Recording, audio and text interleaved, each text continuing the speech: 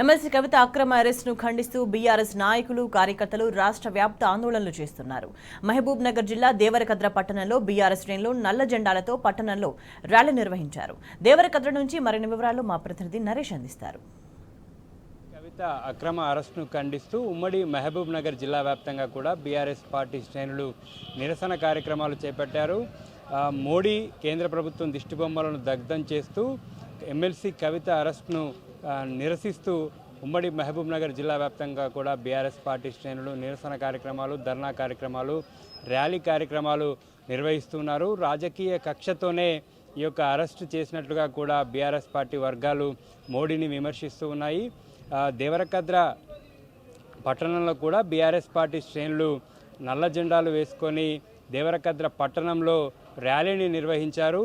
MLC కవితను వెంటనే విడుదల చేయాలంటూ వారు డిమాండ్ చేయడం జరిగింది.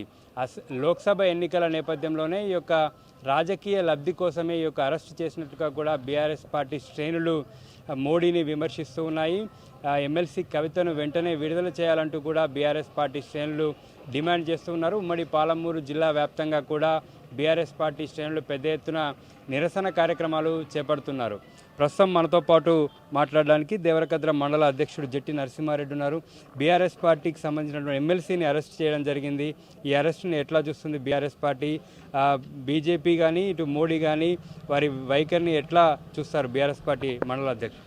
ఈరోజు దేవరకద్ర నియోజకవర్గ కేంద్రంలో మన మాజీ మంత్రి హరీష్ రావు గారి ఆదేశం మేరకు ఈరోజు నిరసన కార్యక్రమం చేపట్టడం జరిగింది. దీనిలో భాగంగా గత 6 నెలల నుంచి ఎమ్మెల్సీ కవిత గారి పైన ఈడీ దాడులు, లిక్కర్ స్కామ్లో ఈమె ప్రమేయం ఉందని చెప్పి ఇంతకుముందు ఈడీ గారి సమక్షంలో హాజరు కావడం జరిగింది.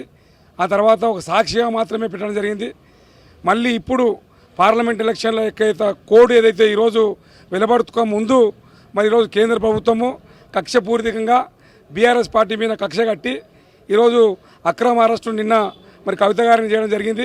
ఇవన్నీ కూడా ఎన్నికల్లో లబ్ధి పొందనికనే మన తెలంగాణలో బీజేపీ పార్లమెంట్ ఎన్నికల్లో లబ్ధి పొందాలి, ఎక్కువ స్థానాలు పార్లమెంట్ స్థానాలు పొందాలనే ఉద్దేశంతో పట్టున్నటువంటి బీఆర్ఎస్ పట్టున్నటువంటి ఈ తెలంగాణలో బీఆర్ఎస్ పార్టీని తుదముట్టించాలి అనే ఉద్దేశంతో కేవలం ఎన్నికల లబ్ధి కొరకే ఈడీని ప్రయోగించి ఈరోజు అక్రమ అరెస్టు చేయడం జరిగింది.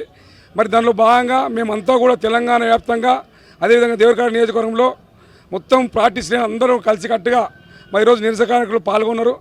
ఎట్టి పరిస్థితుల్లో ఆమె మీద కేసులు అన్నీ ఉపసంహరించుకొని తక్షణమే బేసరతుగా విడుదల చేయాలి, లేకుంటే కూడా మళ్ళీ ఎక్కువ మన నిరసన కార్యక్రమాలు చేపడతామని చెప్పి సందర్భంగా తెలియజేస్తున్నాం. తెలంగాణ జాగృతి అధ్యక్షురాలని అరెస్ట్ చేయడం జరిగింది. ఒక మహిళని అరెస్ట్ చేయమని చెప్పి కూడా ఈడీ ఇప్పటికే చెప్పడం జరిగింది. అయినా కూడా అరెస్ట్ చేసి ఢిల్లీకి తరలించడం జరిగింది. ఏం చెప్తారు? మహిళ అనే ఆలోచన లేకుండా కూడా మహిళకి ఈరోజు అన్యాయం జరిగింది. మహిళా మనుల తరపునంగా అందరి తరపునంగా మేము మా కవితక్కకి ఫుల్ సపోర్ట్గా మాట్లాడుతున్నాము. కాబట్టి మహిళలని అరెస్టు చేయడానికి 2 రోజుల ముందే ప్లాన్ చేసుకొని కాంగ్రెస్ కానీ అటు బీజేపీ కానీ ఇద్దరు కలిసి మాట్లాడుకొని కాంగ్రెస్ ముఖ్యమంత్రి నరేంద్ర మోడీ ఇద్దరు మాట్లాడుకొని మా కవితక్కని అరెస్టు చేయడం జరిగింది. అందులో 2 రోజులు హాలిడే ఉండడం వలన హాలిడేలో కూడా కరెక్ట్ జైల్లో ఉండాలి అనే ఒక ఉద్దేశంతో ఈరోజు అరెస్టు చేసిండ్రు.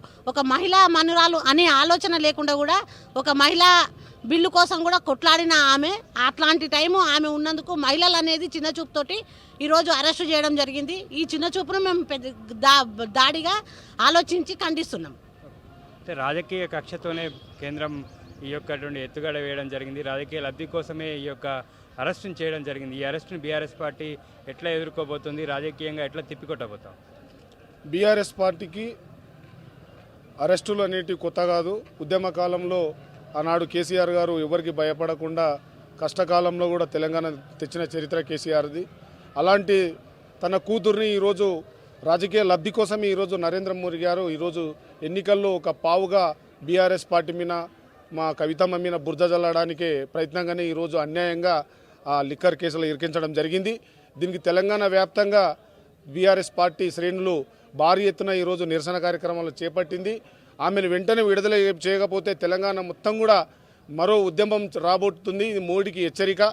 మోడీ గారు మీరు ఏమన్నుంటే రాజకీయంగా నేరుగా ఎదుర్కోవాలి, కానీ ఒక మహిళని చూడకుండా అన్యాయంగా సుప్రీంకోర్టులో అరెస్టు చేయకూడదనే నిబంధన ఉండి కూడా ఈరోజు మరి నిన్న అన్యాయంగా ముందస్తు మరి నోటీస్ లేకుండా దౌర్జన్యంగా ఈరోజు ఈడీ అధికారులు ఈరోజు మోడీకి వేట కుక్కలాగానే పనిచేస్తున్నారు తప్పితే మరి వాళ్ళ అధికార దుర్యోగానికి పాల్పడుతున్నారు తప్పితే కానీ మరి న్యాయంగా వెళ్ళటం లేదు.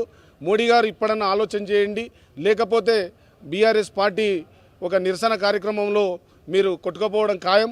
కాబట్టి కవితను అరెస్టు వెంబడే దాన్ని ఉపసంహరించుకొని విడుదల చేయాలని బీఆర్ఎస్ పార్టీకి వెళ్ళి మేము డిమాండ్ చేస్తూ ఉన్నాం.